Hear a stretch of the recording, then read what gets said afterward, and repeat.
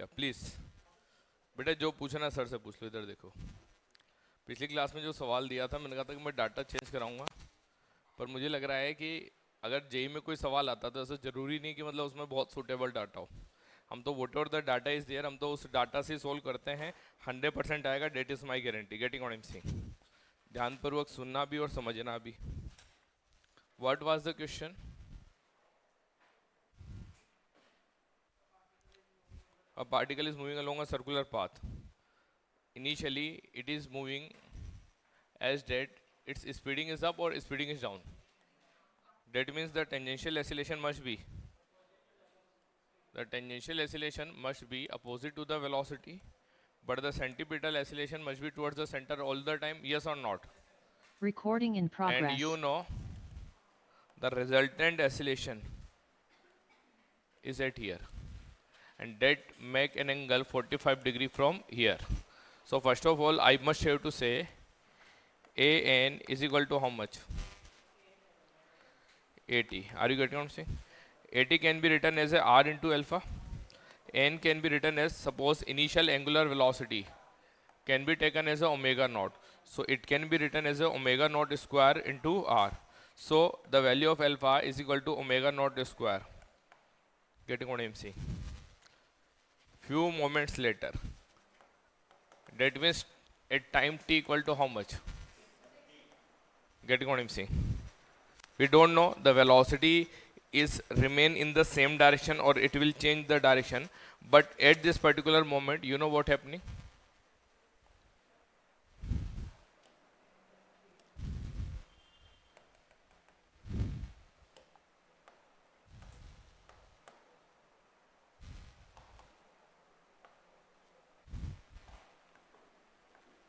You know this is what?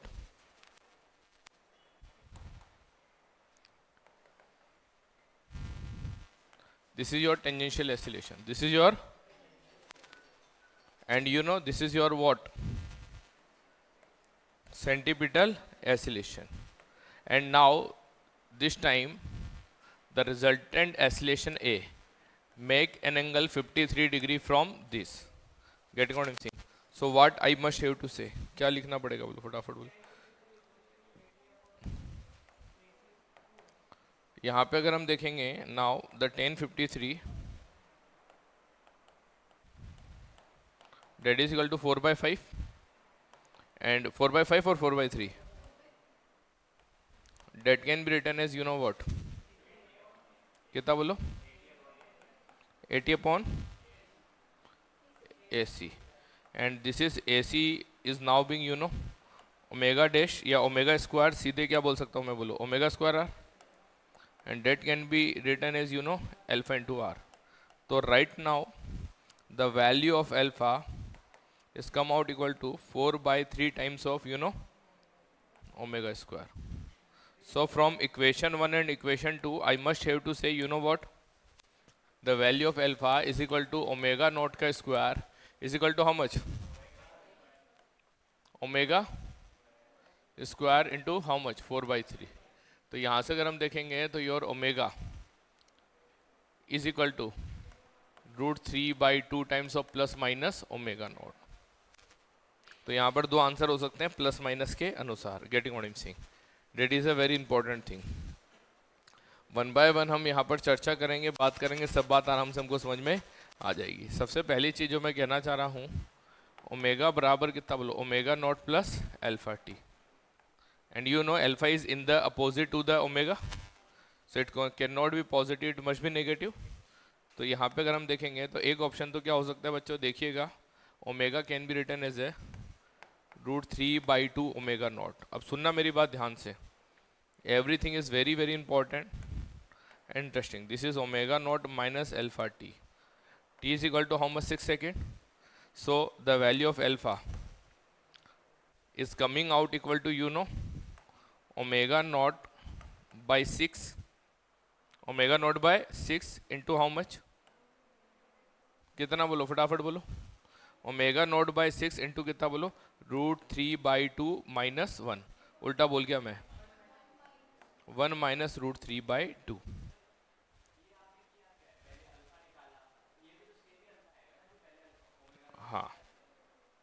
Same आएगा बेटा, same आएगा। P बराबर U प्लस एटी नहीं कर सकता मैं।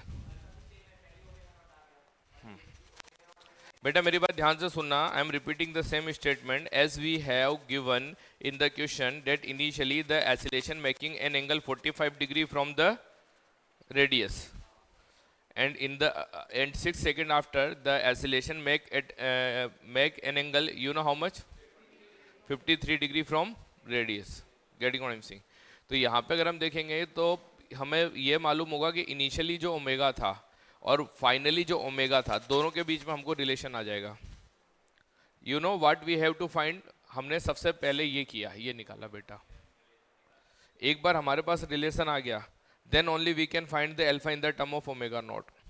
अब किसी ने बोला sir we have already know what is the alpha in the term of omega naught, तो वो मालूम है तभी तो निकल पाएगा ना बेटा। Now you have to put the value of what, तो यहाँ पर देखो ना बच्चों, alpha is equal to how much, omega naught square, तो ओमेगा नॉट से ओमेगा नॉट कट जाएगा, so the value of alpha, the value of alpha, alpha की omega, the value of omega naught is come out equal to how much, that is you know what, 1 minus root 3 by 2 divided by 6, the value of alpha is equal to omega naught का square। Omega naught मालूम है तो alpha तो मालूम होगा ही होगा, yes और not, तो जे भी आ गया, जे भी आ गया। अब हमको क्या निकालना है बच्चों, यहाँ पर फटाफट बोलिए, एंगल निकालना है। तो एंगल अगर हम निकालेंगे तो एंगल आराम से निकाल लेंगे। एंगल कैसे निकालेंगे बोलिएगा ध्यान से, that is very simple and very very interesting.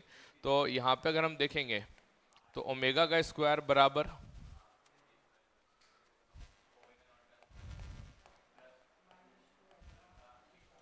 Getting on sing, and it is equal to omega naught square, alpha is equal to how much, omega naught square. तो यहाँ से अगर हम देखेंगे तो थीटा बराबर कितना होगा बोलो, omega square divided by omega naught square, getting on Singh. और यहाँ पे अगर हम देखेंगे तो कितना बचने वाला है बोलो, फटाफट बोलिएगा, omega square minus omega naught square divided by omega square, और यहाँ पर जो बचने वाला है इनटू अगर मैं कर दूंगा हाफ, तो that is minus half, that is equal to theta. ये आपको मालूम है omega square is equal to how much, omega square, omega square. अरे हमें रिलेशन मालूम है ना बच्चों, what is the value of omega square, omega square is equal to how much, भाई ये तो तुम्हारा ओमेगा नोट का स्क्वायर था ही। तो यहाँ पे अगर हम देखेंगे तो your omega square is equal to 3/4 of omega naught का स्क्वायर, यस और नॉट। तो इतना मुश्किल नहीं है, कोई डाटा इतना खतरनाक भी नहीं है कि ना बन पाए, आराम से बनेगा, गेटिंग ऑन सिंह। तो यहाँ पर अगर हम देखेंगे तो बच्चों ये 3/4 में से जाएगा तो माइनस का 1/4, तो यहाँ पर 1/4 1/4, तो थीटा बराबर आ जाएगा 1/8, थीटा बराबर आ जाएगा 1/8, थीटा बराबर, तो कुल मिलाकर जो डिस्टेंस होगा बच्चों, क्या होगा बोलो, डिस्टेंस, ये एंगल थीटा चला ए से लेकर बी तक, ए से लेकर बी तक, तो यहाँ पर जो तुम्हारा डिस्टेंस होगा तो distance is equal to R theta, that is equal to you know R कितना था बोलो, 4 गुणा 1/8, that is equal to 0.5 metre. Is it clear not? पर पिक्चर अभी बाकी है, इसके अंदर एक और केस है, अगर नहीं समझ में आया तो you have one more chance, ध्यान से सुनना, this is very important, very interesting. पूरा सवाल दोबारा से बता रहा हूँ, और दोबारा से नहीं शायद 5वीं बार बता रहा हूँ, कोशिश करना अब की बार तो आएगा आएगा। शुरू से, particle is moving along a circular path, initially this is the centripetal acceleration और normal acceleration, that is equal to omega square, omega naught square into r, and that is you know r alpha. The resultant oscillation is making angle 45 degree. That means you know AC is equal to 80, that means omega naught square is equal to alpha. पहली equation, पहला relation समझ में आया कि नहीं आया? And this happened at t equal to 0.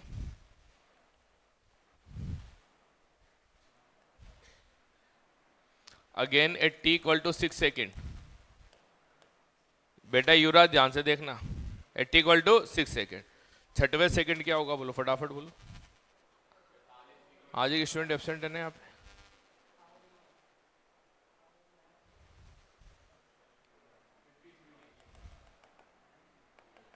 कितना बोलो, फटाफट बोलो, पक्की बात है ना? तो अब यहाँ पर ये बोला, ये कितना बोलो, फटाफट बोलो।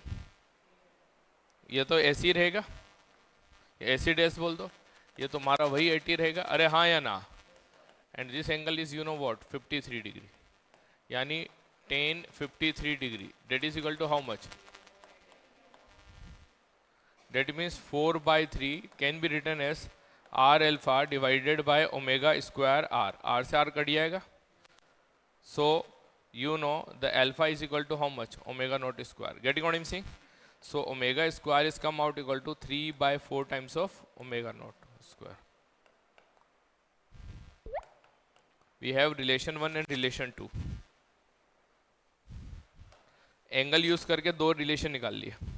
Now the value of omega is come out equal to how much?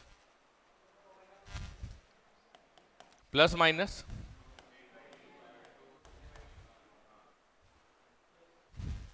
getting what I'm saying? अब यहाँ पर देखना that is less than this one, किससे छोटा है? ओमेगा से. तो अगर मान लो कि कुछ ऐसा भी केस हो सकता था कि जिसमें टाइम नेगेटिव आ जाता, तो नेगेटिव वाला टाइम तो हम कभी लेंगे नहीं. तो यहाँ पर तो खैर नेगेटिव वाला दोनों केस में नहीं आ रहा, तो हमने एक बार प्लस वाला ले लिया, एक बार हम क्या ले रहे बोलो, माइनस वाला. If omega is equal to minus omega you know into root 3/2. Getting what I'm saying? So again I am writing the same statement, omega barabar you know omega naught plus alpha t. So that is minus omega naught root 3/2, that is you know omega naught, and that is minus alpha t. And the value of time is equal to 6. So this time the value of omega is come out equal to omega, the value of alpha, that is omega naught by 6. और यहाँ minus कीजिएगा, आपकी बार क्या होगा बोलो, √3/2 plus 1. Is it clear or not? Again you know the value of alpha is equal to how much? So the value of omega naught is come out equal to how much? √3, पहले 1 minus this था, आपकी बार 1 plus this है. Getting what I'm saying? Again I am going to find the value of theta. But this time this is really very important, how we can find the value of theta. बच्चों अगर हम यहाँ पर देखेंगे तो t बराबर 0 पर, at time t equal to 0, at time t equal to, at time t equal to, at time t equal to, omega is equal to omega naught, t equal to 6 second, t equal to 6 second, omega is equal to how much? Minus √3/2 omega naught. तो मैंने बोला कि देखो velocity पहले positive थी, velocity पहले negative थी, यानी पहले क्लॉकवाइज था फिर एंटी क्लॉकवाइज था. तो बीच में एक तुम्हारा टर्निंग पॉइंट आएगा कि नहीं आएगा? तो मैं यहाँ पर बात कर रहा हूँ एट टीपी. टीपी बोले तो turning point. Omega is equal to 0 कब आएगा? किसी टी बराबर टी नोट पे. अरे हाँ या ना? तो मैं यहाँ पर देखिएगा बच्चों, मोशन को दो तरीके से डिस्क्राइब कर रहा हूँ. t बराबर 0 से किसी t बराबर t नोट तक के लिए कितना चला? θ1. कितना चला? I can directly use the third equation of motion, and that was you know what? Omega का स्क्वायर बराबर ओमेगा नॉट का square plus it is finally 0, that is omega naught का स्क्वायर माइनस 2 अल्फा. अल्फा की value कितनी बोलो? Omega naught square theta. So the value of θ1 is equal to how much? यहाँ पर theta की value कितनी आएगी बोलो? इधर जाएगा, ओमेगा नॉट से ओमेगा नॉट कट जाएगा, कितना आएगा बोलो? हाफ. अरे हाँ या ना? और अगर θ1 की वैल्यू हाफ आ गई, तो अगर मैं यहाँ पर बात करूंगा distance A B,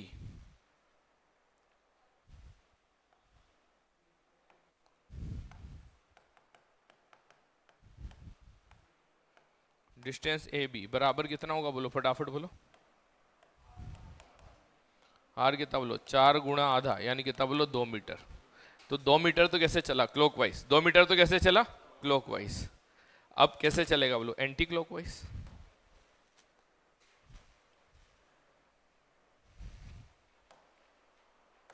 the particle is started from A, it is reach at B, you know at B omega is equal to 0। यहाँ पर कितना था बोलो, ओमेगा नॉट। और फाइनली एंड कहाँ पे होगा, मान लो किसी सी पे, अरे हाँ या ना। And this angle b to c, यहाँ पर t बराबर 6 सेकेंड पर the omega is equal to how much, -√3 by omega naught. अब की बार थीटा टू क्लॉकवाइज है कि एंटी क्लॉकवाइज है, अब देखना बच्चों यहाँ पर, that is very important for B to C. Omega का स्क्वायर बराबर ओमेगा नॉट का स्क्वायर, ओमेगा नॉट यानी ओमेगा आई का स्क्वायर, इंटू कितना बोलो 2 अल्फा थीटा, ये कितना बोलो 0। बी पर ओमेगा आई जो बोलेंगे कितना लेंगे, 0 लेंगे कि नहीं लेंगे। और बी से सी जा रहा है तो सी पर कितना है बोलो फटाफट बोलो, 3/4 ओमेगा नॉट का स्क्वायर बराबर कितना बोलो 2 माइनस ओमेगा नॉट का square, the alpha is equal to minus, क्योंकि clockwise, if clockwise is taken as a positive, anti clockwise must be taken as a negative, and that is theta 2 और minus theta 2। क्यों, clockwise is taken as a positive, so anti-clockwise taken as a negative. So here I must have to say this is a very important thing, you know what, यहाँ पे सब चीज़ें multiplication में ना बच्चों, तो यहाँ पर कितना कट जाएगा बोलो फटाफट बोलो, ओमेगा नॉट से ओमेगा नॉट कट जाएगा, the value of theta 2 is come out equal to 3/8।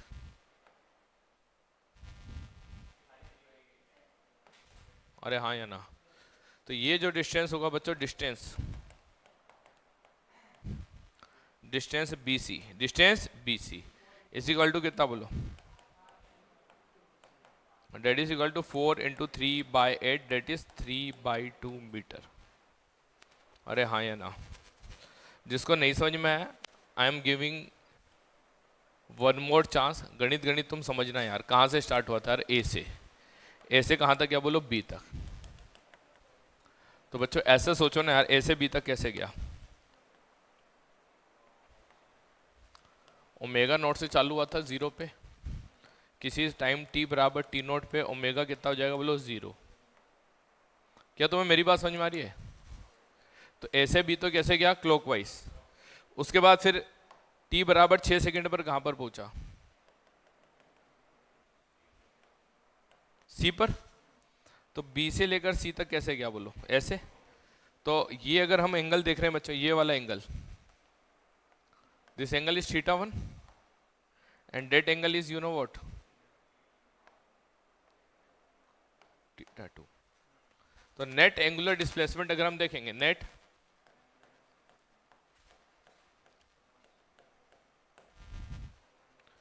Angular displacement that can be written as a theta।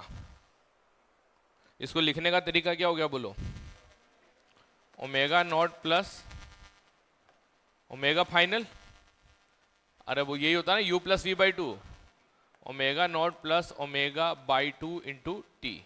तो that can be written as you know what, omega naught की जगह क्या लिखूंगा बोलो, omega naught -√3 omega naught by 2 divided by कितना बोलो 2, T की value कितनी बोलो 6।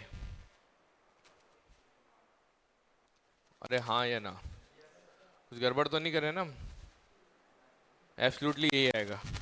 ओमेगा नॉट की जो वैल्यू है हम रखेंगे तो यहाँ पर आंसर थोड़ा सूटेबल अच्छा सा आ जाएगा। तो ये तुम्हारा थीटा है, या फिर यही जो थीटा हो गया, ये बेसिकली कितना होगा बोलो, plus theta 1 minus theta 2।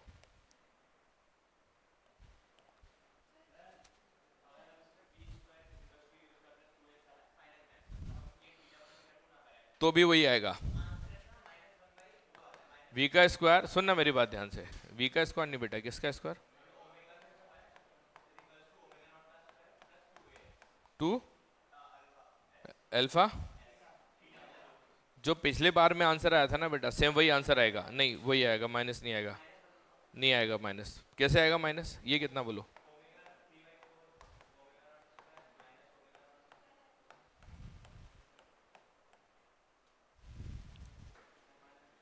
Theta तो क्लॉकवाइज ही है ना, ओवरऑल, और अगर एंटी क्लॉकवाइज होगा तो नेगेटिव आ जाएगा, पर यहाँ पे आएगा नहीं, क्योंकि यहाँ पर तुम देखना अल्फा को नेगेटिव रखोगे तो पॉजिटिव आने वाला है बेटा, चेक करके देख ले, सेम आंसर आएगा। तो थीटा जो नेट एंगुलर डिस्प्लेसमेंट है तो दोनों में सेम ही आने वाला है, नेट एंगुलर डिस्प्लेसमेंट सेम आएगा लेकिन डिस्टेंस अलग अलग आएगा। Getting what I am saying? तो अब यहाँ पर ये आ गया, लेकिन अगर हम डिस्टेंस की बात करेंगे, किसकी बात करेंगे बोलो? डिस्टेंस। तो पहले पीला वाला डिस्टेंस अगर x1 है और ये लाल वाला कितना है बोलो? x2। तो x1 प्लस x2 जो नेट डिस्टेंस होगा कितना बोलो? r थीटा 1 का मोड प्लस r थीटा 2 का mode. Getting what I am saying? ये तो मैंने ऑलरेडी सोल्व कर दिया, सोल्व करने के बाद भी समझा रहा हूँ कि बेसिकली बात क्या थी। आइडिया जनरेट हुआ? सवाल मुश्किल है, हाँ है, पर तब तक जब तक समझ में ना आए। Once you are able to understand, it is not difficult anymore. Getting what I'm saying? Take out your ऐसी और में निकाल लो, पहले डिस्कशन करेंगे उसके बाद पढ़ेंगे।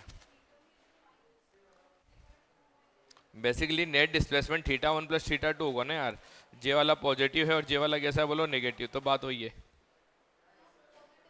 क्लॉकवाइज को पॉजिटिव, एंटी क्लॉकवाइज को negative.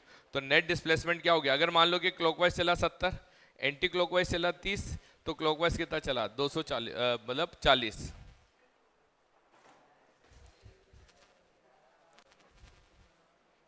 Yes please take out your SCV fast. तुम्हारी एससीवी, एक एससीवी दो बेटा।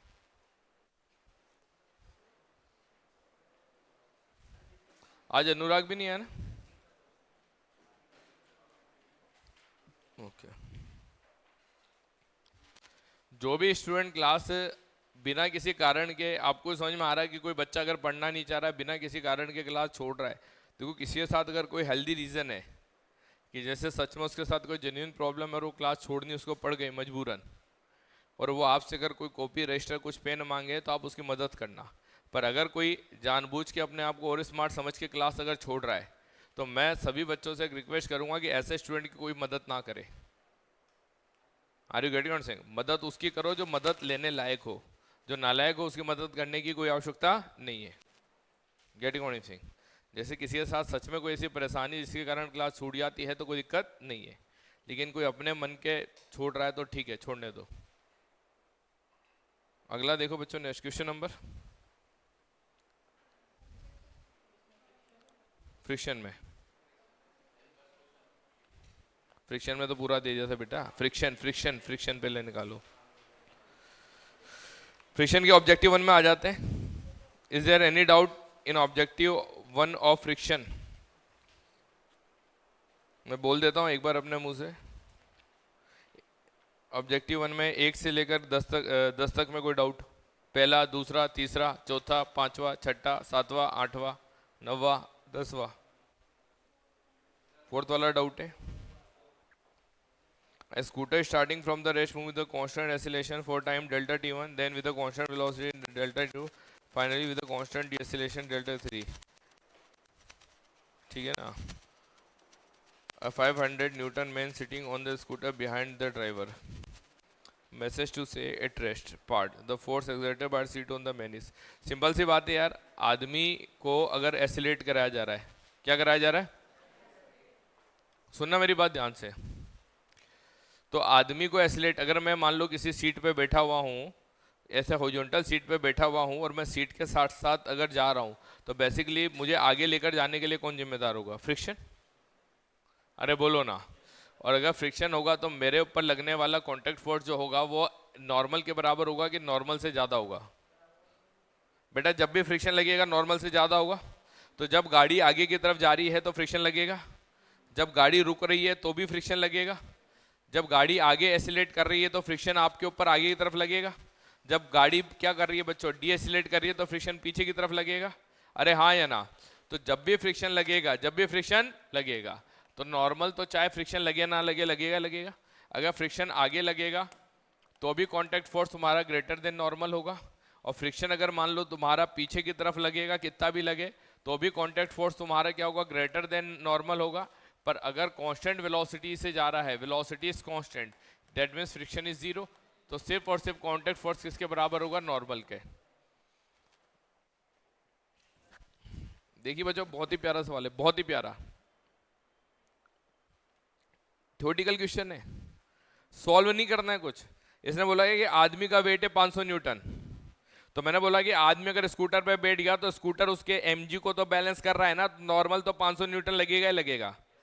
लेकिन अगर स्कूटर आगे की तरफ एक्सीलरेट करेगा तो फ्रिक्शन भी लगेगा, तो जो कांटेक्ट फोर्स होगा वो किससे ज्यादा होगा, सीट उस पर 500 लगाएगी कि 500 से ज्यादा, और डीएक्सीलरेट करेगा तब भी 500 से ज्यादा, लेकिन अगर कांस्टेंट वेलोसिटी से चलेगा तो 500 के बराबर। इज इट क्लियर ना?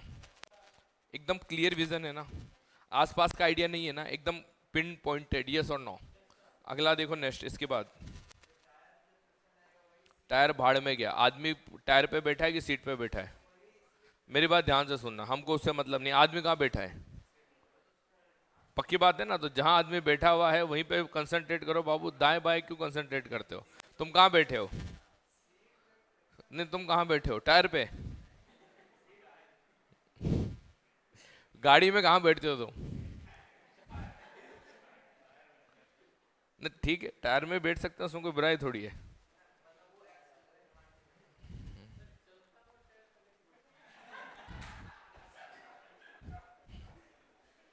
हमको मालूम था कि सावन का यही जवाब होगा, बेटा चलते हुए टायर की थोड़ी बात कर रहे हैं कि गाड़ियों में टायर लगा हुआ रहता ना पीछे। हम गांव वगैरह जाते थे तो जीप चलती थी, तो जीपड़े में क्या है कि रिवाज ये था कि अंदर तो सारी महिलाएं बैठती थी, अब जितने भी जो पुरुष वर्ग के पीड़ित लोग होते थे सबको या तो जीप के ऊपर बिठाया जाता था, है ना, और डेट वाज द सिचुएशन, जो ड्राइवर होता था वो भी इवन गाड़ी के बाहर बैठता था, इस तरीके से। जो गांव देहात के लोग हैं उन्होंने देखा होगा, है ना, तो ड्राइवर ऑलमोस्ट गाड़ी के बाहर होता था, है ना, उसके बाद लोग खड़े हुए और होते थे, ऊपर दो चार लोग बैठे हुए रहते थे, और कभी कभी जब किस्मत अच्छी होती थी तो पीछे जब बैठते तो सीट पे वो टायर पे बैठने का मौका मिल जाता था, क्योंकि जीप में पीछे टायर एकदम लगा हुआ रहता था, तो वो चलने वाला टायर नहीं बेटा, उस टायर पे बैठ सकते हो।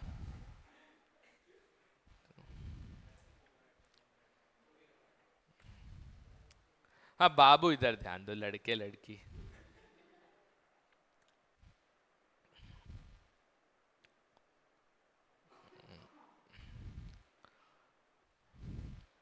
अगला क्वेश्चन नंबर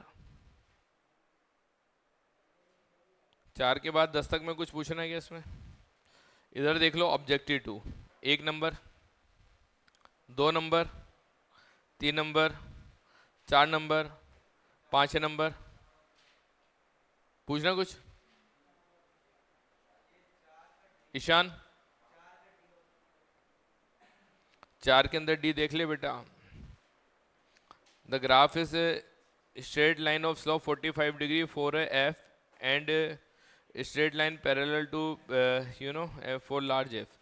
तो हमने कहा कि यार एक सिंपल सी बात है ना, block is placed on a rough floor, ये तो क्लास में कराया हुआ सवाल है। अब यहाँ पर ग्राफ किसके बीच में, the force of friction and the force on the block, तो अगर हमने 2 पे 2, 4 पे 4, 5 पे 5, तो 45 डिग्री वाला स्ट्रेट लाइन होगा कब तक, अप टू लिमिटिंग वैल्यू, और लिमिटिंग के बाद कैसा होगा, कांस्टेंट वैल्यू होगी, तो that means it is parallel to X axis. नहीं समझ में आया ना बेटा, लिख के बताते हैं शायद समझ में आ जाएगा। ऐसे कुछ बताया था क्या, एफ फोर्स लगा दिया?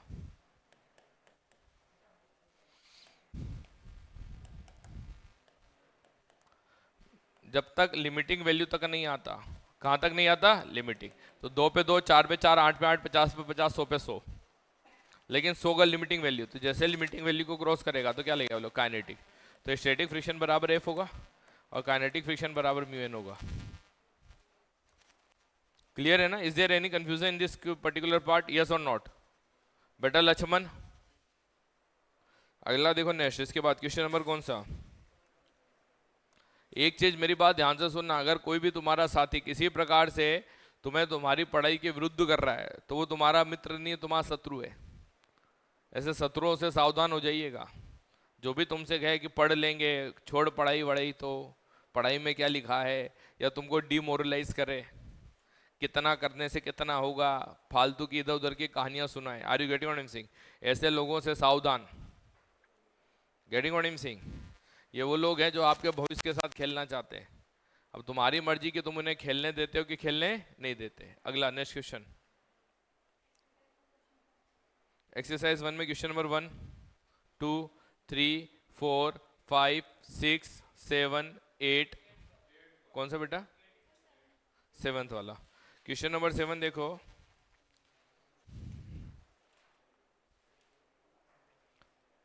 if a push is applied horizontal not parallel to the incline, ये एंगल 30 डिग्री दिया, find the magnitude of force parallel to the incline need to make the block move up the incline down the incline.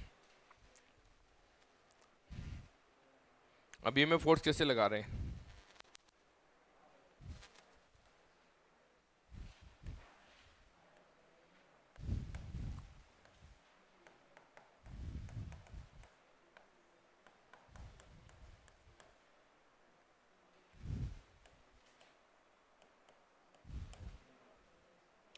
अगर इसे up the incline लेकर जाना है, कैसे लेकर जाना है, कैसे लेकर जाना है, अप द इंक्लाइन। तो ऑब्वियस सी बात है बच्चों, अगर अप द इंक्लाइन लेकर जा रहे हैं तो कितना होगा बोलो, f cos theta, f cos theta.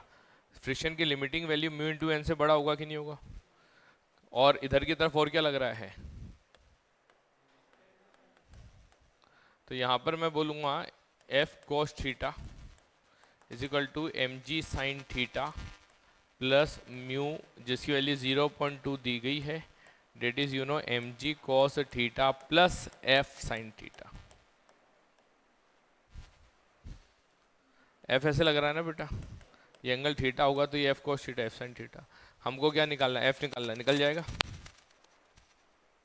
अगला नेक्स्ट क्वेश्चन नंबर 8 9 8 8 में देख बेटा, children park incline 45 degree middle part, find the acceleration boy sliding on if the friction coefficient between the cloth and boy incline 0। ये तो बहुत ही simple सा सवाल है बेटा, फिसल रहा है ना, फिसल रहा है, फिसल फिसल।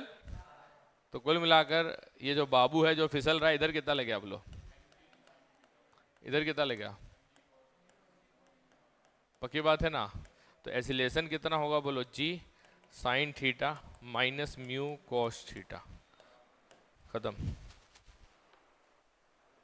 अगला क्वेश्चन नंबर 9 10 कार्तिक समझ में आ रहा है बेटा। 10 नंबर में देखो, यहां पर बोला गया एंगल ऑफ फ्रिक्शन,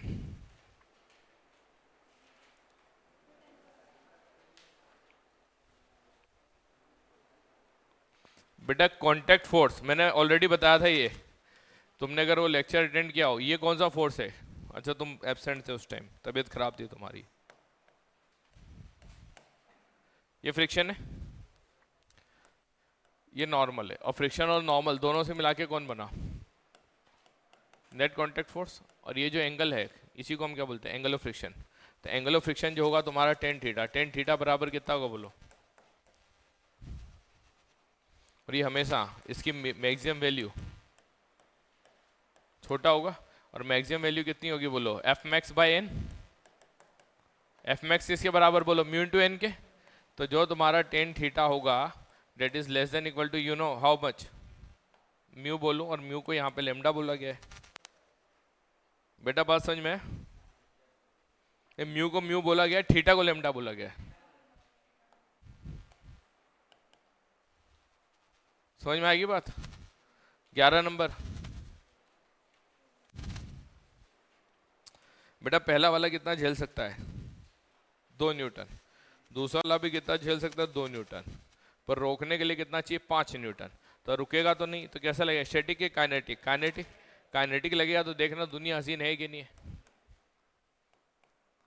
ऊपर टेंशन टी, नीचे कितना बोलो 5, यहाँ पर टी, यहाँ पर कितना बोलो 2, T1 T1 T2 T2, इधर भी कितना लगेगा बोलो 2।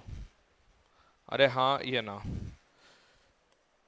इसका एक्सीलरेशन ए आगे, इसका एक्सीलरेशन ए आगे, इसका एक्सीलरेशन ए आगे, इसका मास कितना बोलो 0.5।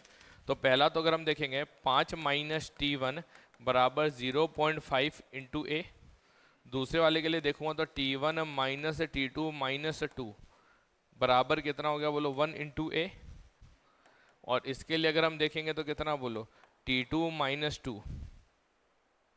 T2 माइनस 2 बराबर कितना बोलो, ये इसका मास भी 1 है, 1 इंटू ए।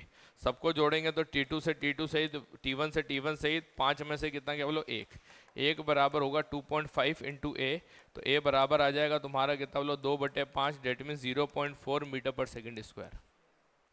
अगला सवाल नेक्स्ट।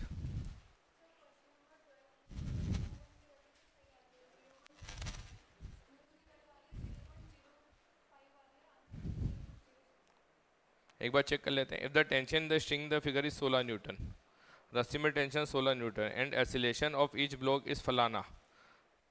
तो अब यहाँ पर देखो दुनिया वैसी हसीन हो गई बेटा,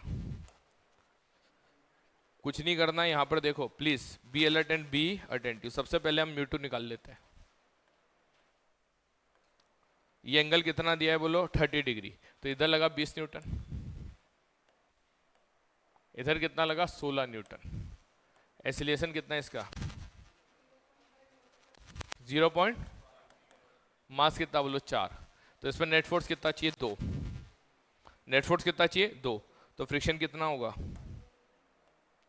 पीछे की तरफ लगेगा friction, μ2 into N2 is equal to 2 newton होना चाहिए। μ2 कितना बोलो फटाफट बोलो μ2, N2 की वैल्यू कितनी बोलो 4g यानी 40 बराबर 2, तो μ2 बराबर होना चाहिए 2/40। इसमें क्या दिया हुआ है, उसमें जी को 9.8 लेके क्या होगा। अच्छा एक गड़बड़ कर दी मैंने, this is my mistake, this is a big mistake. हाँ ये गड़बड़ कर दिया भैया, ये गड़बड़ कर दिया। म्यू N2, म्यू कितना बोलो फटाफट बोलो, μ2 तो निकालना है, N2 बराबर कितना बोलो 4g cos 30 डिग्री। हाँ अब यहाँ पर ये 40g cos 30 अगर हम देखेंगे तो कितना बोलो 20√3 and that is equal to how much बोलो 2। अब चेक कर लो, अब आ जाएगा, आ रहा है ना। हाँ और उसी तरीके से μ1 बताने की जरूरत है क्या। अगला देखो भैया नेक्स्ट क्वेश्चन नंबर 13 में देख बेटा, इधर बहुत ही प्यारा सवाल है। इधर कितना लगा 150, इधर कितना लगा 50, इधर बोल दिया T1, इधर भी बोल दिया T1, इधर कितना बोल दिया T2, इधर कितना बोल दिया T2। आज का सबसे खूबसूरत सवाल, 50 बड़ा कि 150 बड़ा, तो इसका एक्सीलरेशन ए इधर मान ले, अरे हाँ या ना। और इसमें बोला गया है कि भैया कोफिशिएंट ऑफ फ्रिक्शन दिया हुआ है 0.2, कितना दिया बोलो 0.2। तो मैंने कहा कि अगर मान लो काइनेटिक फ्रिक्शन लगता है, क्या लगता है बोलो काइनेटिक। तुम सोचो ना यार 150 से 50 है, तो इसको रोकने के लिए अगर मान लो इसको रोकना है तो T1 कितना होना पड़ेगा 150, और T1 150 होगा तो T2 तो ज्यादा से ज्यादा अगर 50 हो जाएगा, तो भी फ्रिक्शन कितना चाहिए 100, तो फ्रिक्शन 100 मिलना संभव नहीं है। तो कैसा लगेगा kinetic. Kinetic friction mu into N that is equal to कितना बोलो फटाफट बोलो, मास कितना है इसका 5 गुणा 0.2, तो 50 गुणा 0.2 कितना बोलो 10, तो फ्रिक्शन यहाँ पे 10 न्यूटन लगेगा। इसका एक्सीलरेशन ए आगे, इसका एक्सीलरेशन ए नीचे, और इसका एक्सीलरेशन ए ऊपर। देखना मैं यहाँ पर इक्वेशन लिख रहा हूँ, कार्तिक अगर कनेक्ट नहीं कर पाओ तो बिंदास होकर पूछना, शर्माने की आवश्यकता नहीं है। 150 माइनस T1 बराबर मास कितना बोलो 15A। मना करना नहीं आया तो शर्माना नहीं, झूठ मत बोलना। रोहित समझ में आ रहा है बेटा। दूसरी बात हम जो कह रहे हैं, आगे कितना लगा बोलो T1, पीछे कितना लगा T2, और पीछे कितना लगा बोलो फ्रिक्शन भी तो लगाना यार -10 बराबर कितना बोलो, बराबर इसका मास कितना था बोलो 5, तो ये कितना बोलो 5 गुणा A। और यहाँ पे अगर हम बात करेंगे तो कितना बोलो T2 माइनस 50 बराबर कितना बोलो 5 गुणा A। सबको जोड़ोगे तो T2 से T2, T1 से T1 कट जाएगा, 150 में से 60 जाएगा 90, 90 बराबर 25 है, ये आ जाएगा। T1 T2 जो निकलना चाहते हैं सब निकल जाएगा। अगला question number 14,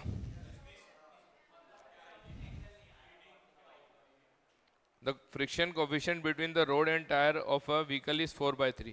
Find the maximum incline that the road may starts skidding.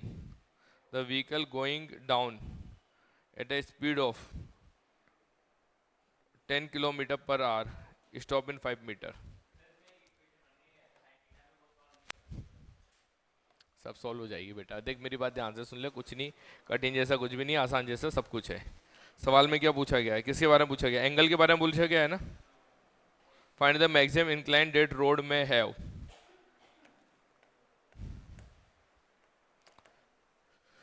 बच्चों अगर थीटा अगर इससे भी बड़ा हो गया, पूरी शिद्दत से अगर ब्रेक लगा दिए तो क्या होगा, स्लिपिंग होगी। गाड़ी नीचे जा रही है और 5 मीटर चल के रुक जाती, तो सबसे पहले तो मैंने बोला गाड़ी 5 मीटर चल के रुक जाती, 10 की स्पीड थी, एसिलेशन निकाल लो। निकालने कैसे होगा बोलो? फाइनल वेलोसिटी 0, ये कितना बोलो 10 का स्क्वायर प्लस 2 एसिलेशन ए, ये कितना बोलो 5, तो ए बराबर कितना आ जाएगा बोलो फटाफट बोलो। अरे हाँ ये ना, अगर मान लो कोई चीज फिसलती फिसलती जा रही है तो इधर कितना लग रहा है? इधर काइनेटिक फ्रिक्शन लगेगा ना, तो ए बराबर कितना होगा बोलो फटाफट बोलो? Mu G cos theta minus जी साइन थीटा। इसकी वैल्यू कितनी बोलो 10, ये भी 10 ये भी 10 आपस में कट जाएंगे। तो यहाँ से जब हम सोल्व करेंगे तो that is come out equal to 1 is equal to how much? Mu की वैल्यू कितनी बोलो? 4/3 cos theta minus sine theta. जिसको गणित नहीं आती मैं सिखा देता हूँ, टेंशन ना लो। ये होगा 4 cos theta minus 3 sine theta. देखना बच्चों, लिखने का तरीका बहुत बहुत बहुत इंपॉर्टेंट है। तुमको मालूम है नहीं मालूम है, a cos theta plus b sine theta बराबर कितना होता है बोलो? ए का स्क्वायर प्लस बी का square sine theta plus alpha, alpha plus theta, जो भी कुछ अपन लिखते हैं। Getting what I am saying? तो यहाँ पर देखना बच्चों, यहाँ पर सबको ए का स्क्वायर प्लस बी का स्क्वायर ने किससे डिवाइड कर दिया? 5 से, तो इधर तो आ जाएगा साइन 37, साइन 37। ये कितना होगा बोलो? साइन 53। ये कितना होगा बोलो? कॉस 53। तो ये कितना होगा बोलो? Sine 53 minus theta.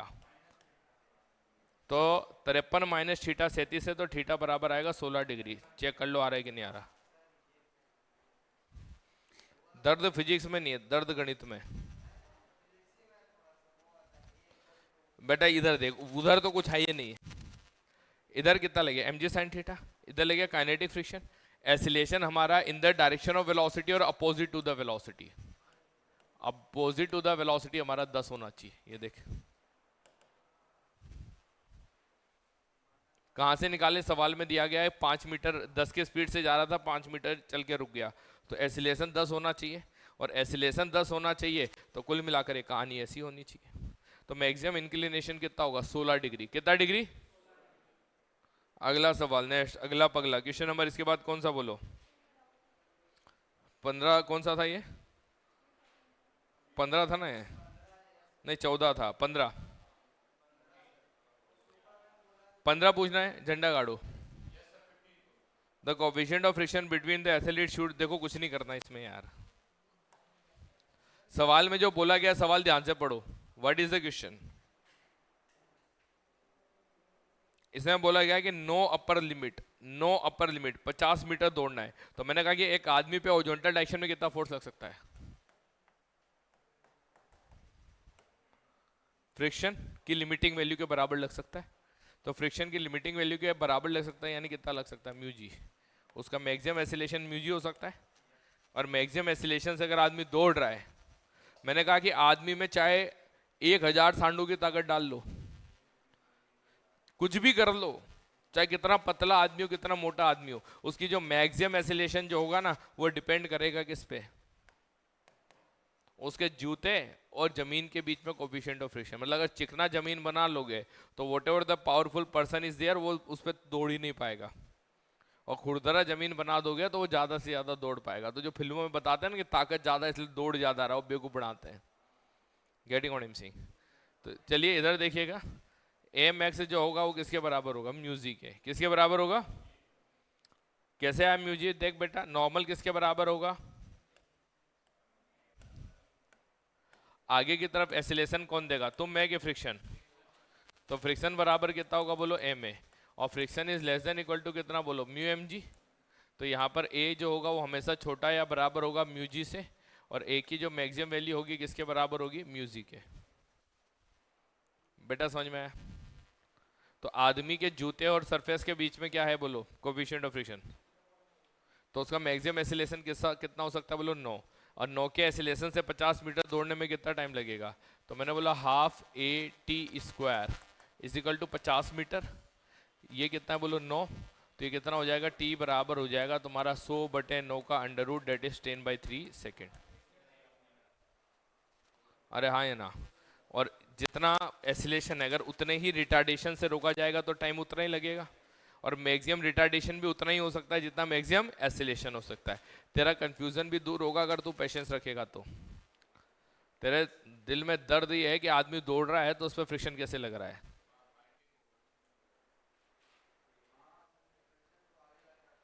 हाँ, कैसे लग रहा है आगे, ये तू सोच रहा है ना बेटा, वो समझाऊंगा।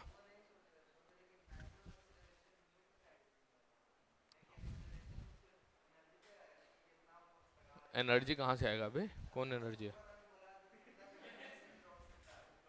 कितना तो वही तो बोल रहा, एनर्जी कहाँ से आएगा? हाँ,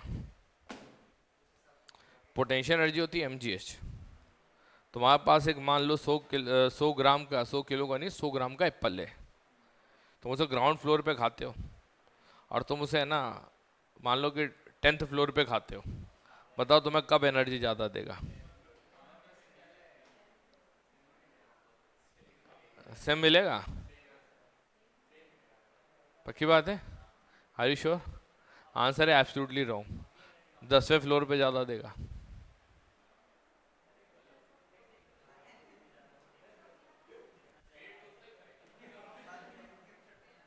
बेटा पेट से मत सोचो, दिमाग से सोचो। पेट से सोचोगे तो कुछ और सोचोगे, दिमाग के से सोचोगे तो सही सोचोगे। पहले तो सवाल का सोचना, मैं तेरे को 1 महीने का टाइम देता हूँ, उसके बाद तेरे को समझाऊंगा बेटा। अरे सिंपल सी बात है, तुम मुझे बताओ एप्पल की एनर्जी कब ज़्यादा, ग्राउंड फ्लोर पे ज़्यादा कि 10th फ्लोर पे ज़्यादा? तो आदमी अगर 10th फ्लोर पे एप्पल खाएगा तो ज़्यादा एनर्जी मिलेगा कि ग्राउंड फ्लोर पे खाएगा तो ज़्यादा मिलेगा? मुझे लॉजिकली इनकरेक्ट है, साबित करो।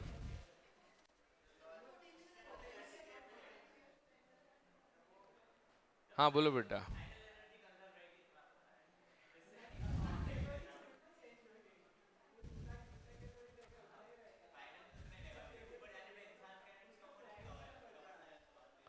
भाई हमको इतना नहीं समझ, हम गांव के ठेठ देसी देहाती आदमी, हमको तो मालूम है तुम एप्पल है कि नहीं है। रोहित बाबू तुम्हारे पास एप्पल है कि नहीं है? नहीं है तो खरीद के लेकर आओ। एप्पल को तुम एक एप्पल को खाओ ग्राउंड फ्लोर पे, दूसरा एप्पल कहाँ लेकर जाओ? ऊपर ले जाओगे तो वर्क करना पड़ेगा ना यार। 10वें फ्लोर पे खाओ। अब मुझे बताओ कब एनर्जी ज़्यादा मिलेगा? 10वें फ्लोर पे ज़्यादा मिलेगा। फील आया कि नहीं आया? तो सोचो क्यों नहीं आया feel.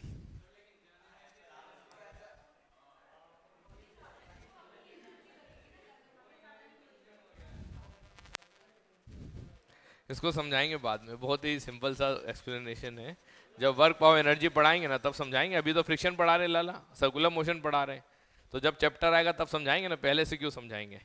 गारंटेडली we will take this question also. ऐसे बकवास सवाल भी हम डिस्कस करेंगे। चलो अगला सवाल देखो प्लीज। क्वेश्चन नंबर इसके बाद 16, 16 पूछना है किसी को? 16 में बोला गया बेटा the car will reach the bottom with the speed. Car किस स्पीड से पहुंचेगी? इनिशियल स्पीड कितनी थी? 21.6 किलोमीटर पर आवर, यानी कितना हो गया?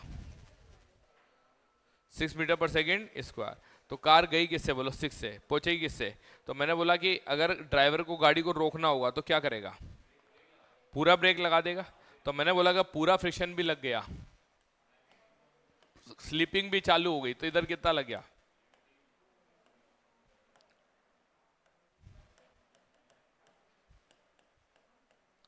तो इसका जो एसिलेशन होगा कितना होगा बोलो?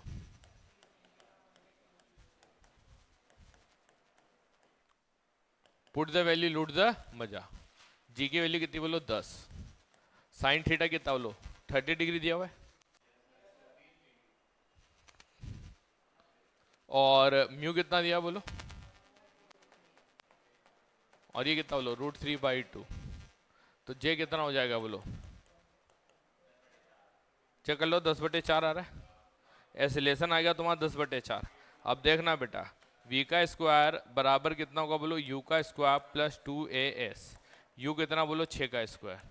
2 गुणा कितना बोलो? 10/4। डिस्प्लेसमेंट कितना बोलो? डिस्टेंस कितना दिया बोलो? 12 पॉइंट। तो चेक कर लो कि ये जो v का स्क्वायर होगा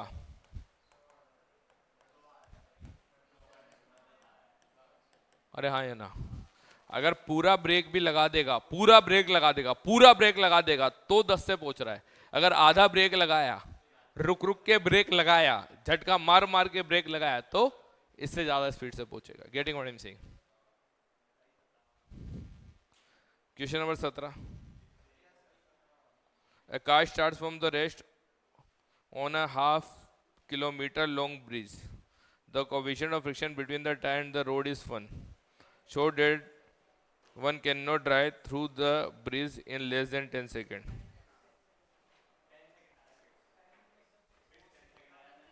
मैंने कहा कि यार ये वही चीज हो गई ना कि मैक्सिमम एसिलेशन कितना हो गया 10। भाई गाड़ी का मैक्सिमम एसिलेशन कितना हो सकता है? अगर कोई आदमी हॉरिजॉन्टल फ्लोर पे घूम रहा है तो मैक्सिमम एसिलेशन म्यूजी, क्योंकि हॉरिजॉन्टल डायरेक्शन है। सुनना मेरी बात ध्यान से, mg ऑलवेज एक्ट वर्टिकली।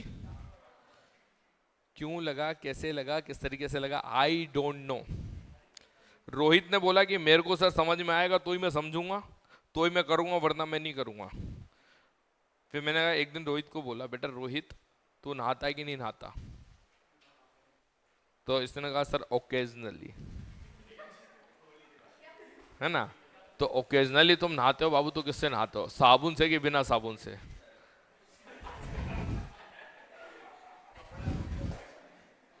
हाँ हाँ, देखो हम कितना स्मार्ट हैं, कितनी हंसी चली। कपड़े धोने वाले तरफ से हम नहाते हैं।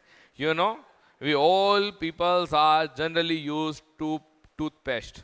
उस टूथपेस्ट में भी वही केमिकल होता है झाग के लिए जो कि कपड़े धोने वाले सर्फ में होता है। बट विद प्राउड मोमेंट आज तो मैं ब्रश करके आया हूं। You know that is the level of foolishness, how foolish we peoples are. कि मतलब तुम सोचो ना, झाग देने वाला देखो झाग देता है, तो मतलब वो जो केमिकल है जो कपड़ा धोने के उसमें है, सर्फ में है, वही केमिकल सेम टू सेम किस में? टूथपेस्ट में। और हम दोनों में, आर यू गेटिंग सिंह? हाँ, शैम्पू में भी वही है, सब में बराबर। क्या बेटा?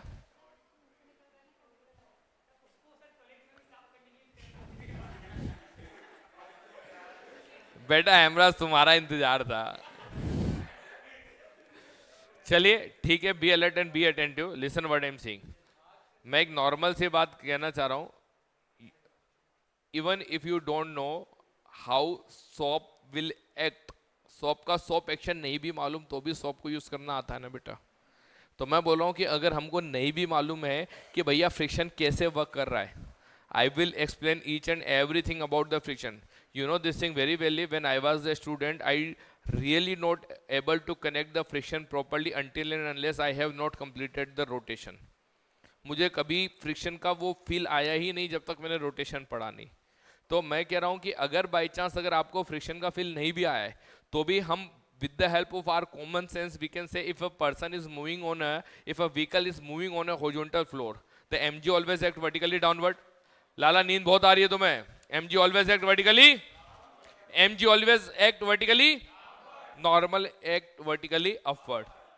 Then which force is responsible for our acceleration, which force is responsible for our deceleration, which force is responsible to provide us tangential acceleration, which force is responsible to provide a centripetal acceleration. Getting what I'm saying? So whatever the horizontal needs we have are always fulfilled by the friction force, because at that particular situation friction is the only force that is available in horizontal plane. Getting what I'm saying? भैया जो मिलेगा वही हमारी आवश्यकता पूरी करेगा, नहीं मिलेगा तो कौन करेगा? कोई करेगा ही नहीं। तो कैसे लगेगा डेट इज सेकेंडरी, पर लगेगा डेट इज प्राइमरी। और लगेगा तो हॉरिजॉन्टल में एसिलेट कराएगा फ्रिक्शन, डी एसिलेट कराएगा फ्रिक्शन। तो भैया फ्रिक्शन अगर एसिलेट करा रहा है, फ्रिक्शन क्या करा रहा है? तो फ्रिक्शन मैक्सिमम कितना लग सकता है? लिमिटिंग वैल्यू के बराबर। तो लिमिटिंग वैल्यू कितना होता है? Mu into N, mu into mu into mu into N कितना? म्यू इंटू एन कितना? अरे बोलो ना, म्यू इंटू एन कितना? Mu into N, mu M G के बराबर। तो एसिलेशन, मैक्सिमम एसिलेशन कितना हो गया? Mu G. तो यहां पर म्यू की वैल्यू 1 है तो maximum acceleration 10, maximum acceleration 10, maximum acceleration, maximum acylation.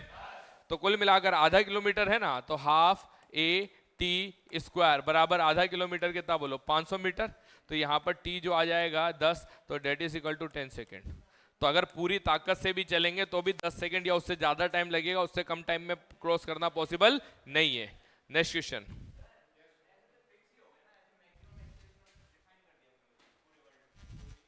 हाँ हाँ, हॉरिजॉन्टल प्लेन में, हॉरिजॉन्टल प्लेन में, हॉरिजॉन्टल प्लेन में।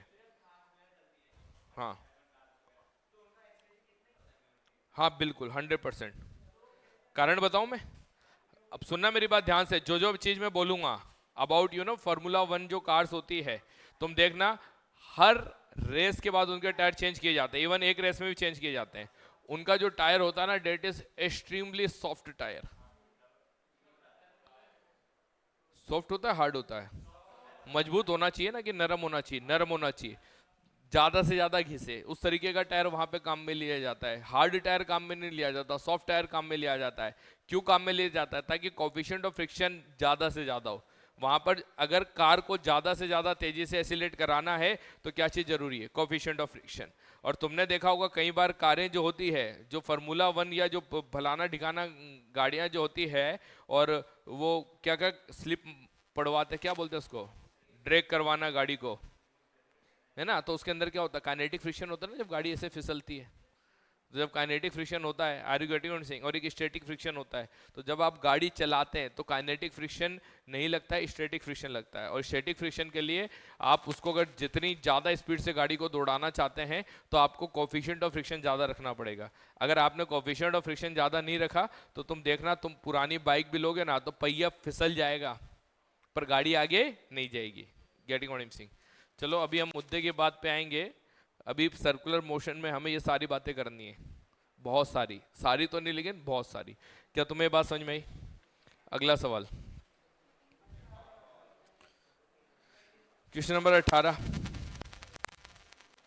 18 में कोई दिक्कत है क्या भैया?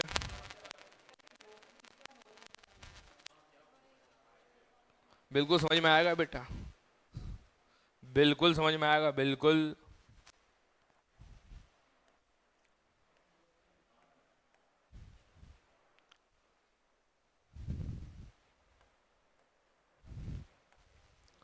बेटा फिसलने के लिए म्यू को क्या होना चाहिए? छोटा होना चाहिए टेन थीटा से, पहली बात तो। दूसरी बात यह है कि म्यू होगा बड़ा, म्यू होगा, म्यू होगा बड़ा तो एसिलेशन होगा छोटा। ये दो बातें मालूम है तो सॉल्व हो जाएगा, नहीं मालूम है तो सॉल्व नहीं होगा। बेटा समझ में आया कि म्यू बड़ा तो एसिलेशन छोटा। पहली बात तो फिसलना चाहिए। अगर फिसलता है,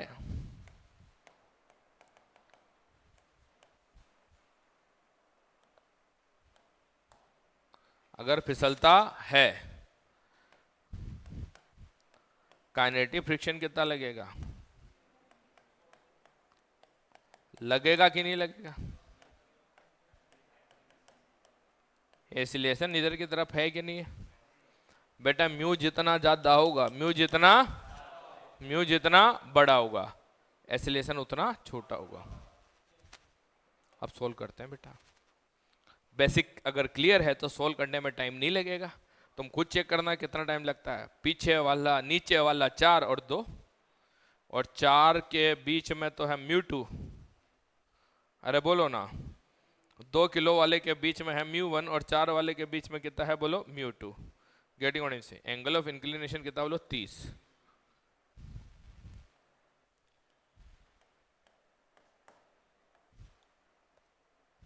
पीछे कितना है? 2 किलो का।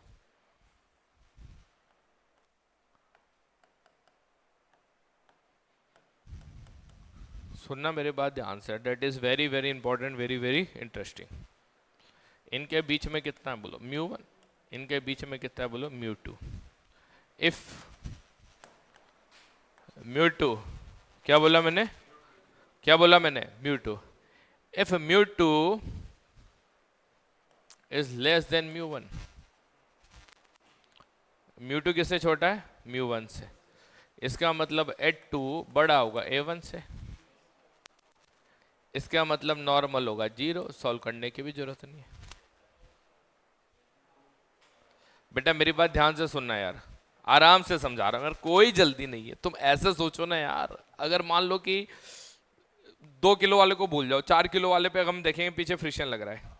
अगर मान लो कि दोनों अलग अलग चलते हैं, अगर आगे वाला चलता फास्ट और पीछे वाला चलता स्लो, तो सेपरेशन जनरेट हो जाता, तो कांटेक्ट ही नहीं होता, कांटेक्ट ही नहीं होता, तो दोनों के बीच में कांटेक्ट फोर्स लगने वाला नहीं है। ये नॉर्मल इन दोनों के बीच का नॉर्मल है। Getting what I am saying? कितना होता बोलो? 0। तो यहां पर देखेंगे बच्चों म्यू2 म्यू1 से किसमें बड़ा है? बोलो फटाफट बोलो। म्यू2 म्यू1 से किसमें छोटा है? बी वाले में। तो बी वाले केस में तो बी तो हमारा सॉल्व हो गया, दोनों का एसिलेशन अलग अलग आ जाएगा, और दोनों का एसिलेशन कितना आएगा वो भी मैं बोल देता हूँ। इसके एसिलेशन को बोलेंगे A2, इसके एसिलेशन को बोलेंगे A1। A1 बराबर कितना होगा? बोलो फटाफट बोलो। यहाँ पर चेक भी कर लो बड़ा छोटा आ रहा है कि नहीं आ रहा है एसिलेशन। ये आ जाएगा तुम्हारा कितना? बोलो sine theta minus mu one cos theta. और A2 बराबर कितना? बोलो g sine theta minus mu two cos theta. Put the value, लूट द मजा। तो जो भी पूछा जाए, whether it is asked in the question और not asked in the question, हमने पूरा पोस्टमार्टम कर दिया।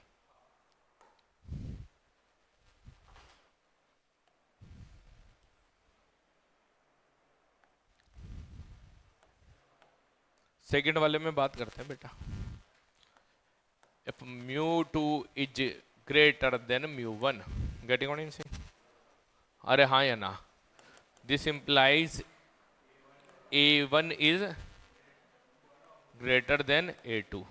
तो क्या ऐसा हो सकता है कि इसको पास करके निकल जाए? This implies A1 equal to A2 बराबर A0। Are you getting sing? क्योंकि normal is not equal to 0।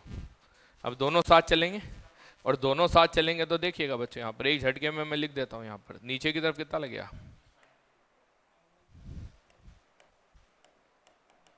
Angle कितना दिया है? 30।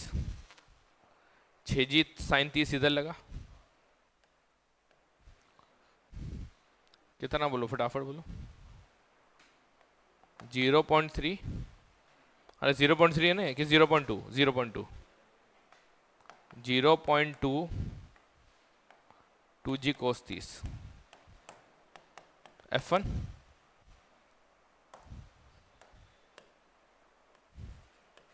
F2 कितना बोलो? 0.3 4G cos 30। अरे हाँ है ना? ये क्या है तुम्हारा बेसिकली? ये कितना बोलो? M1 plus M2G sine theta. Getting what I am saying? ये डायरेक्शन में एसिलेशन ए होगा। तो यहाँ पर 2 + 4 6 गुणा ए, 6 गुणा ए बराबर ये फोर्स। इस फोर्स को कैलकुलेट करेंगे तो ये तो आएगा 30। इसको कैलकुलेट, अरे हाँ या ना? इसको कैलकुलेट करेंगे तो कितना होगा बोलो? 0.4। अरे बोलो ना, 0.4 यानी तो हो गया 4, और ये कितना हो गया बोलो? 12। तो 4 और 12 कितना हो गया बोलो? 16। 16 में से अगर 16/2, 16/2 कितना हो गया बोलो फटाफट बोलो? 8। तो ये हो गया 8√3। कितना हो गया बोलो? 8√3। तो -8√3। Getting what I am saying? यहां से तुम्हारा एसिलेशन आ जाएगा। Once you are able to find the acceleration, normal आराम से निकल जाएगा। नॉर्मल कैसे निकलेगा बच्चों? देखिएगा, दोनों में से किसी भी एक का FBD बना दो। किसका बनाऊं? ऊपर वाले का बना दो। तो नॉर्मल इस पे ऐसे लगेगा, इधर कितना लगेगा बोलो?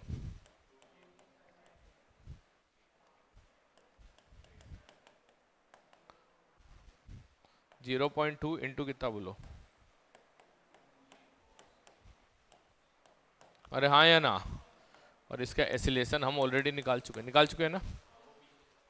तो यहाँ पे अगर हम देखेंगे तो जो भी इसका एसिलेशन आएगा, तो नॉर्मल पीछे की तरफ लग रहा है, तो यहाँ पर कितना लगेगा बोलो?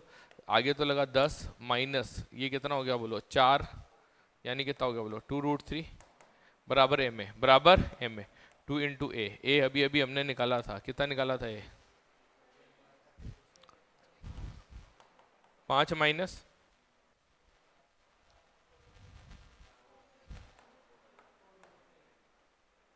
4/√3 की जगह 4√3/3 लिख देता हूँ। I think that is more better. 5 minus कितना था बोलो?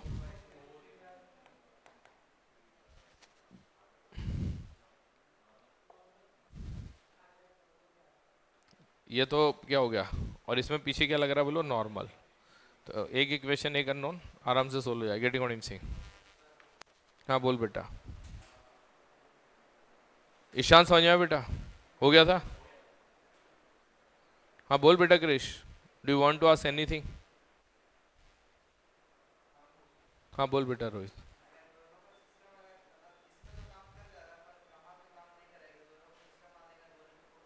अभी अभी बोला ना, अगर दोनों साथ चलेंगे तो नॉर्मल, देख सिंपल सी बात है, नॉर्मल कैसा फोर्स है? तो कांटेक्ट में रहेंगे तो कांटेक्ट फोर्स लगेगा, कांटेक्ट में नहीं रहेंगे तो कांटेक्ट फोर्स नहीं लगेगा। अब कैसे पता चलेगा कि कांटेक्ट में रहेंगे कि नहीं रहेंगे? दोनों का इंडिविजुअल देख, इंडिविजुअल देखेंगे तो देखो, अगर एक का एसिलेशन ज़्यादा है, एक का एसिलेशन कम आ रहा है, एक का ऐसे सुन, एक का एसिलेशन ज़्यादा एक का कम, तो अगर मान ले कि दोनों एक ही डायरेक्शन में जा रहे हैं, अगर आगे वाला स्लो पीछे वाला फास्ट, आगे वाला स्लो पीछे वाला फास्ट, तो आगे वाला पीछे वाला आगे वाले को टक्कर मारेगा ना यार, तो नॉर्मल आएगा। लेकिन आगे वाला फास्ट है पीछे वाला स्लो है, तो दोनों के बीच में सेपरेशन होगा, तो सिंपल सी बात है यार। कोई मैंने फार्मूला थर्मूला थोड़ी ना रटा है इसके लिए, तो बस इतना ही समझना है।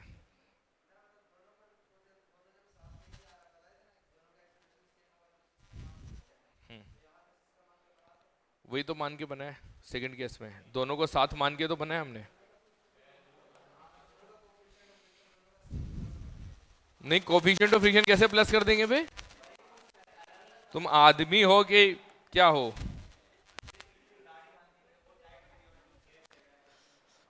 बेटा फ्रिक्शन, कोफिशिएंट ऑफ फ्रिक्शन दोनों का सेम नहीं करेंगे, लेकिन नेट फोर्स बराबर एम ए कर देंगे। नेट फोर्स बराबर M A system, net force बराबर एम ए सिस्टम।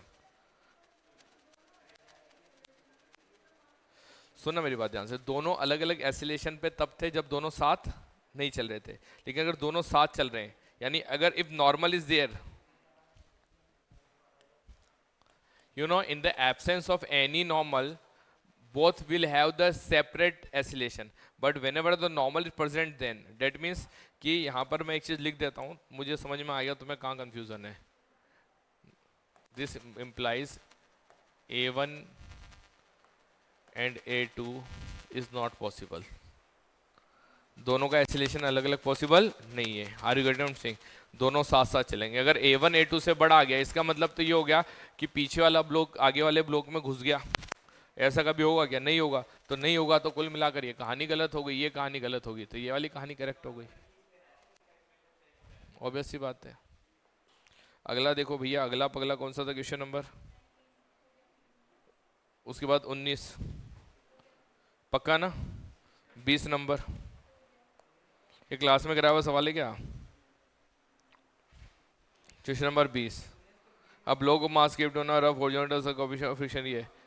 अरे बोलो ना, मिनिमम फोर्स और एंगल निकलवाए थे ना क्लास में? 21 नंबर, 21 से लेकर बाकी जितने भी क्वेश्चन सब कल डिस्कस करेंगे बच्चों। एक बार तू दोबारा उसको ट्राई करना, अगली क्लास में समझा दूंगा, ठीक है बेटा? अगली क्लास में 19 से दोबारा ट्राई करेंगे। यस प्लीज, किसका है ये भी? अच्छा, आज क्या क्या होमवर्क है तुम्हारा? पहला होमवर्क तो ये है कि what ever the pending homework you है उसको कंप्लीट करो।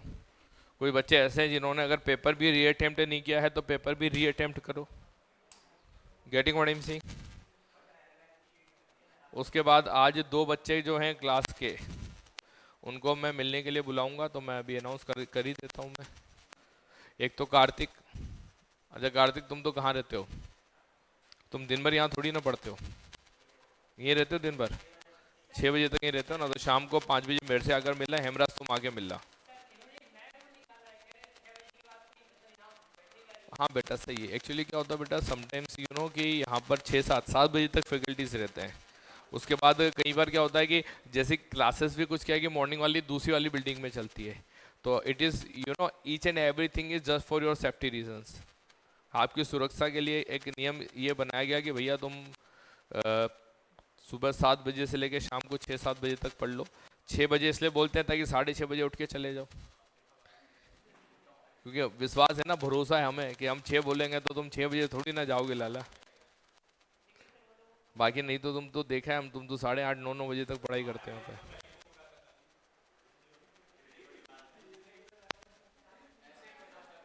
कहाँ है फालतू घूमते रहे, पढ़ लिखा टाइम पे सो जाया करो। अच्छा, जिन बच्चों को लेट नाइट स्टडीज़ की आदत है कृपया वो सुधारें, सुबह जल्दी उठने की आदत डालें। लेट नाइट स्टडीज से बहुत ज़्यादा फायदा होता नहीं है। चलिए बच्चों, ऑल द बेस्ट। अच्छा, होमवर्क के लिए मैं बोल रहा था, एक तो ये है कि जो भी पेंडिंग है उसको कंप्लीट करो, है ना। डिस्कशन कल जो होगा, कल जो रिमेनिंग सर्कुलर मोशन है वो डिस्कस होगा, और प्लस जो आपकी शीट है वो लेकर आनी है। और डीपीपीज आज मैं बंटवा देता हूँ, तो आज आपको एक डीपीपी बनानी है। जो आपकी डीपीपी कहाँ तक मिल गई आपको, तो डीपीपी नंबर 26 बनानी है। DPP 26 is your homework, getting what I am saying. देखना भैया, एग्जाम में अगर तुम्हारे 100 में से 100 नंबर आएंगे तो भी तुम्हारे सिलेक्शन की कोई गारंटी नहीं है। एग्जाम में तुम्हारे 100 में से 0 नंबर आएंगे, इसका मतलब भी तुम्हारे सिलेक्शन की गारंटी है। एग्जाम के number is a secondary, your homework is your primary, getting what I am saying. Important चीज ये है कि होमवर्क होमवर्क होमवर्क, सेलेक्ट होने के लिए क्या चाहिए, होमवर्क। आज एक नॉर्मल सी चीज बताता हूँ, ध्यान से सुन लो। I am not going to take more than 1 minute. बेटा लक्ष्मण, आईआईटी में सिलेक्ट होना मुश्किल काम कि आसान काम? नहीं पता। मैं बोल रहा हूँ कि बहुत मुश्किल काम। आईआईटी के अंदर बच्चों 16 लाख एग्जाम देते हैं बच्चों, इंजीनियरिंग का कितने बच्चे देते हैं?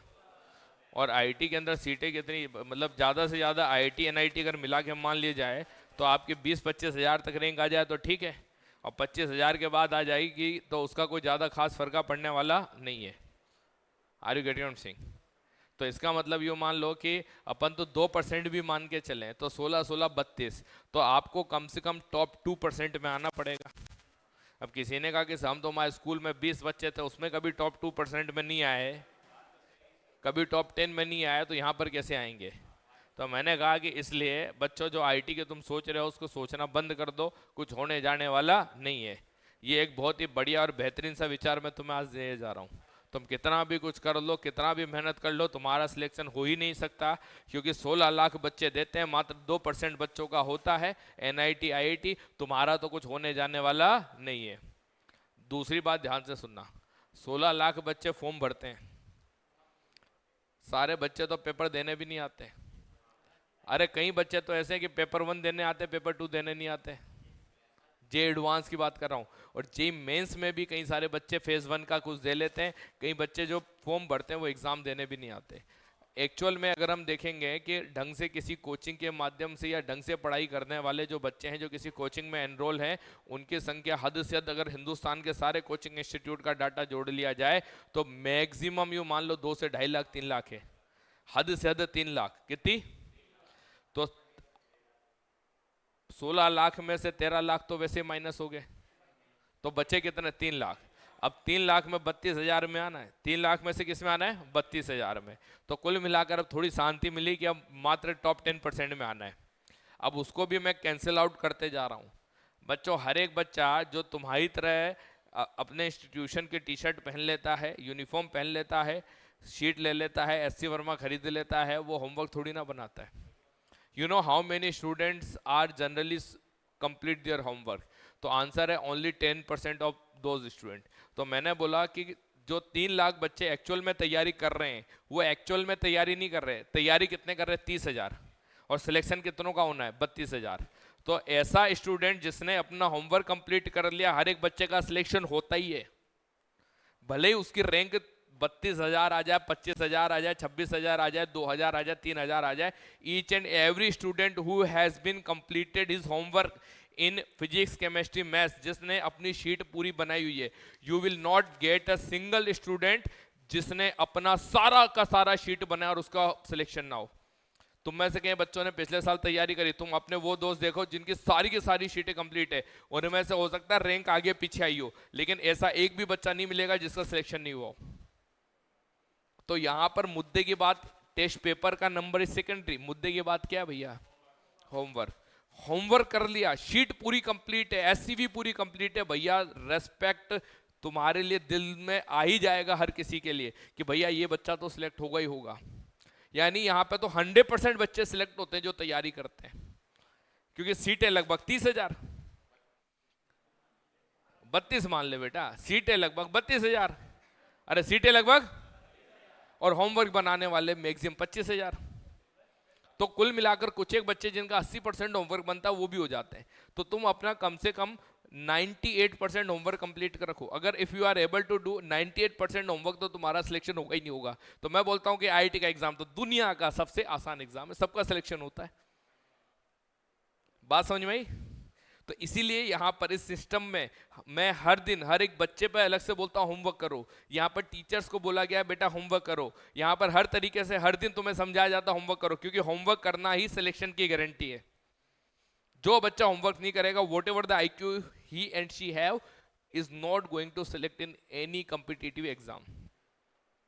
क्योंकि बच्चों एक चीज सोचो ना, तुम मेरी कंपनी में आ गए, तुम अत्यधिक चतुर चालाक चंट आदमी हो, तो मैं तुम्हें अपनी कंपनी में रखूंगा ही नहीं। नहीं तो तुम मुझे एम्प्लॉय बना के खुद मालिक बन जाओगे।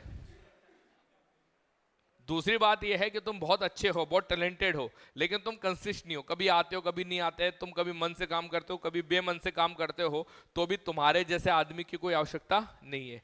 ऐसा व्यक्ति होना चाहिए जो सोचने विचारने की क्षमता भी रखता हो और कंसिस्टेंसी मेंटेन रखता हो, जो जीवन में हर दिन मेहनत करना जानता हो। वैसे व्यक्ति की हर एक संस्था में हर एक इंस्टीट्यूशन में जरूरत होती है। Getting what I am saying?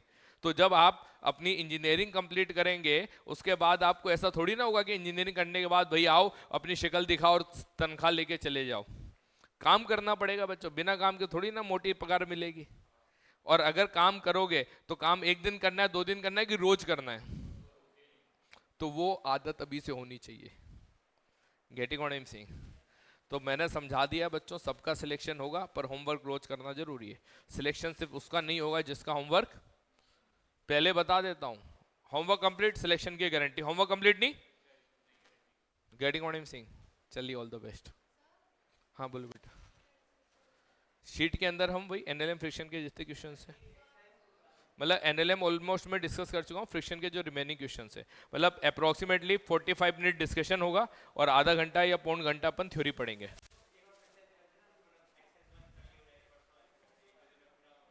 Exercise 1 और 2 करेंगे डिस्कस।